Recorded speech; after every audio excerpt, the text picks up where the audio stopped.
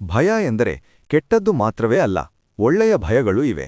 ಅವುಗಳನ್ನು ಕುರಿತು ವಿವರಿಸುತ್ತಿದೆ ಭಗವದ್ಗೀತಾಮೃತ ಭಾಗ 8. ಕುರುಕ್ಷೇತ್ರ ಯುದ್ಧದ ಆರಂಭದಲ್ಲಿ ಅತ್ತ ದುರ್ಯೋಧನನಿಗೂ ಭಯವಿತ್ತು, ಇತ್ತ ಅರ್ಜುನನಿಗೂ ಭಯವಿತ್ತು. ಆದರೆ ಅವರಿಬ್ಬರ ಭಯದ ನಡುವೆ ಅಜಗಜಾಂತರ ವ್ಯತ್ಯಾಸವಿತ್ತು. ದುರ್ಯೋಧನ ಮತ್ತು ಕೌರವರ ಭಯದ ಹಿಂದೆ ತಾವೆಲ್ಲಿ ಸೋತು ಹೋಗುತ್ತೇವೋ, ಪಾಂಡವರಲ್ಲಿ ಗೆದ್ದುಬಿಡುತ್ತಾರೋ ಎಂಬ ಸ್ವಾರ್ಥ ಮತ್ತು ಅಸೂಯೆಯ ಭಾವನೆಯಿತ್ತು. ಆದರೆ ಅರ್ಜುನನ ಭಯದ ಹಿಂದೆ ತನ್ನವರನ್ನು ಕೊಲ್ಲಬೇಕಲ್ಲ, ಆ ಪಾಪವನ್ನು ಹೊತ್ತುಕೊಳ್ಳಬೇಕಲ್ಲ ಎಂಬ ಕರುಣಾಜನಕ ಭಾವನೆ ಇತ್ತು.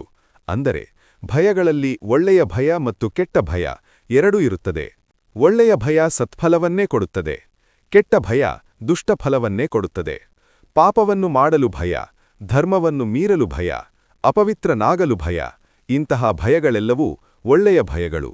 ಇವುಗಳು ಸತ್ಫಲವನ್ನೇ ಕೊಡುತ್ತವೆ. ಈ ಕೃತಿಯ 9ನೇ ತುಣುಕು ಮುಂದಿನ ವಿಡಿಯೋದಲ್ಲಿ ಬರಲಿದೆ.